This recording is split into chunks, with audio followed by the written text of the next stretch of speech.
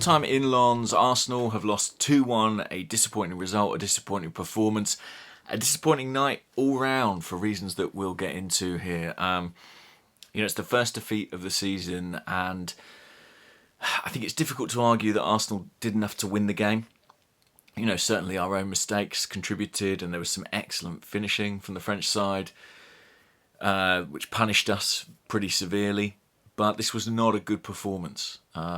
Certainly after about the 25th minute or so, not a good performance. And frustration and disappointment compounded potentially by the loss of Bukayo Saka, who went off injured in the first half. I have to say, look, you already know, if you're a regular viewer of this channel, what I think of Bukayo Saka's his durability, the character that he shows playing game after game, despite receiving kick after kick. I think it's remarkable. I think it's a testament to him. I think by and large, it's been a really positive thing for Arsenal and for his development. But I think tonight, and listen, it's easy to say this with hindsight, but even before the game, I thought tonight might have been a game to leave him out. He went out of the Bournemouth match on Saturday, feeling injured, feeling pain. We're just a few days on from that, and here he was starting this game. And I get it, right? You want your best players out there.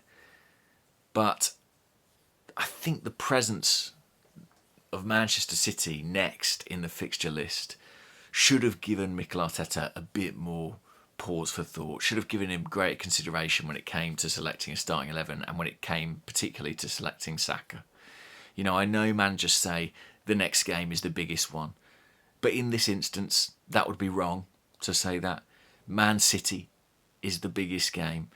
And look, all the Champions League games are going to be important for us, but you can afford to lose a group stage game. Arsenal have lost tonight.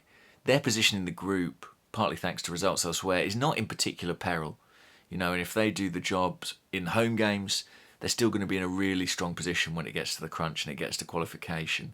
The game against Man City in the Premier League, it's not quite a final, but I think it has almost that degree of importance. Partly because, City is so good that I think the opportunity to take points off them is so precious. I think we can't win this league without beating Man City.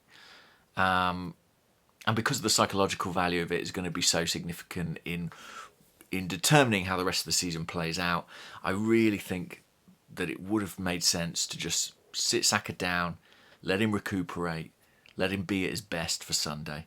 At the time of speaking, I've not seen the press conference. I don't know what Mikel Arteta will say about Saka's injury. I'm not sure we could trust it anyway. I saw him go back onto the bench and sit with the rest of the subs. Obviously, he wasn't rushed away for immediate treatment, but it didn't really look like that sort of injury anyway. It wasn't a broken bone or damaged cartilage or anything like that. It looked like a muscular problem. Now, normally you'd see a muscular problem and think, well, that'll keep a player out for 2 or 3 weeks.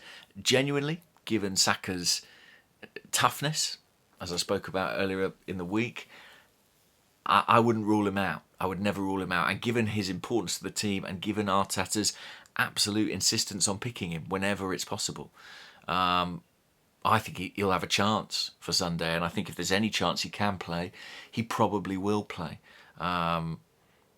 An international break follows, I think I'm right in saying, so Arsenal might consider it worth the risk, especially if it means they can keep him out of England duty. But let's see. That's going to be something Arsenal fans are fretting over, and there's going to be a lot of frustration over that because I think a lot of fans saw it coming. There's always a bit of bad luck when a player gets injured, but sometimes you contribute to your own bad luck, and as I say, I think this was a chance to not use Saka. So bit of frustration there. Arsenal did take the lead through Gabriel Jesus. Bukayo Saka with an assist, of course, always contributing, collecting a loose pass, playing it to Jesus, who finished really clinically. One of the more difficult chances, and yet he took it really well. His form going into Sunday is some source of encouragement. And I thought Arsenal started really well. There was a little early period where Lons had a couple of corners and threatened a bit of pressure. The crowd were really up for it. It was a great atmosphere there tonight. But Arsenal rode that pretty well, came into the game, looked controlled in possessions, Zinchenko pulling the strings. everything really hinged on the equaliser. It was a concession of possession from David Raya, maybe a little bit more ambitious than he needed to be on the ball. I'm not going to come down hard on him there. I do think that, when goalies give the ball away, they get hammered for it. I didn't think it was right to hammer Aaron Ramsdale for it, and I don't think it's right to hammer David Raya for it either. We ask these goalkeepers to beat the press, to take risks, and sometimes those risks will backfire. You're essentially asking probably the least technically adept player out of the 11 on the pitch to take some of the biggest risks in some of the riskiest parts of the pitch. Sometimes that's going to go wrong for you, and it did for David Raya tonight. Even so, they had the possession, 40 yards from goal. Everything Lons did from that point on was perfect. Brilliant take, brilliant layoff, brilliant finish. And that was 1-1. Then you had the Saka injury, and the game really swung on that. I did think Fabio Vieira was maybe an odd choice to replace Bukayo Saka. There were other options there. Reece Nelson would have given you that threat in behind. There was no Martinelli, of course. Trossard's not really that sort of player to run in behind. Vieira certainly isn't. I think he does better in those kind of central roles that Odegaard and Havertz were occupying. Other options you could have put Eddie Nketiah on and pushed Gabriel Jesus wide. I think either that or bringing Nelson on would have suited us a little bit better than Vieira, who didn't really get into the game in any meaningful way. Just one more thing on the goalkeeper situation. As I say, I'm not going to criticise Raya for the mistake, and I think by and large he's been very good since he came into the team. I will say, and people's opinions will differ on this, if it was up to me, Aaron Ramsdale would be getting these European games. I think Mikel Arteta has spoken with pride and with conviction about having two great goalkeepers, two very, very good goalkeepers in the squad, as something that he really wants. Well, if you really want that, I think you have to give both keepers, a reason to feel wanted. I think you've got to give them both reasons to stay. What everybody says about the two goalkeepers thing is, well, it's difficult to keep two happy. And I think Arsenal are actually in quite a fortunate position where having both the Premier League and the Champions League, they actually could keep those goalkeepers happy. They could give the Premier League games to one, the Champions League games to another. And I think it wouldn't significantly diminish their chances of qualifying. I think Raya and Ramsdale are close enough in terms of ability to do that. I just think in picking Raya for the PSV game and the Lens game tonight, you're sending quite a clear message to Aaron Ramsdale, and I think it makes it very difficult, frankly, for him to stay happy at the club, for him to think he's going to get enough game time with just the domestic cups. Obviously, he'll keep pushing for a league place and a Champions League place. Obviously, injuries can happen, but I think these Champions League group stage games are an opportunity to give Ramsdale that game time that he needs to stay sharp and to stay happy. I'll repeat myself. If you're serious about wanting two good goalkeepers, you got to keep them happy. And at the moment, I don't think Arsenal are really doing enough to do that. What else to say? We didn't really recover, yeah. It was another excellent finish from them on the second goal. They did punish us pretty severely, and there were chances for Arsenal at the other end. Tomiyasu, pretty unfortunate, I thought. His shot goes straight at Bryce Samba either side, and it's a goal. There was a little scramble towards the end there with Reece Nelson involved, but it wasn't to be. I'm just trying to think of other conclusions from the game. I thought Declan Rice looked very good in the deep line midfield role. I thought William Saliba had some very positive moments, as he tends to.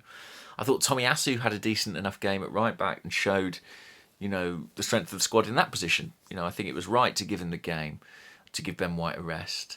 We're very blessed at right back to have both Tomiyasu and Ben White. And one thing you would have to say about Saka and the amount of games he plays is we're not as blessed in that position. We don't have someone who is close really to Saka in terms of what he's capable of contributing. That's easier said than done.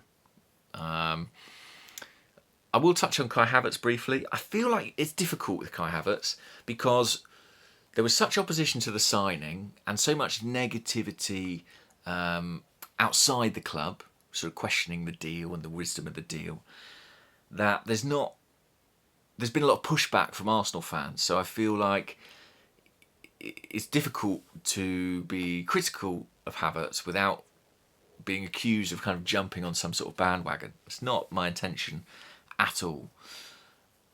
I do feel when he signed for the club, or when he was close to signing for the club, I did a video, I'll see if I can link it here, about how I thought he'd be used. And this was partly based on conversations I'd had with my brother, who's a Chelsea fan, and saw quite a lot of him. And honestly, I thought he was coming into Arsenal to play number 9. I really did at first. That was my assumption until I heard otherwise. And that made sense to me because I felt like we needed a different option at 9. I felt like there were too many similarities almost between Jesus and Nketiah. I felt like we needed somebody taller who could play 9, who was maybe more of a hold-up player, a link player. And I say 9 in the broadest sense, 9.5, false 9. And when I watch Havertz play in midfield, and it is still early days, but to me he looks like a forward playing in midfield. I really think that when I look at him, the positions he receives the ball, he doesn't look comfortable to me in those deeper areas. He doesn't look comfortable with 360 congestion. To me, he looks like a guy who should be playing up top. Now, some people will say that's ridiculous because I know there are people who saw him play at Chelsea who thought he wasn't a striker. I think he is a striker, but just an unconventional sort of striker. I don't preclude the idea he'll adapt to this midfield role, but what I would say is this. He played up top in the Community Shield against Man City. Has he had a better game for Arsenal than that to this point? I'm not sure. I'm not sure he has. And actually, if Saka is out at the weekend, I'd be thinking very seriously about playing Kai Havertz up top again. That would enable you to play Trossard or Martinelli on the left, put Fabio Vieira in the left 8 role with Odegaard. Oh, sorry, scrap that. Thomas Partey's potentially fit and available.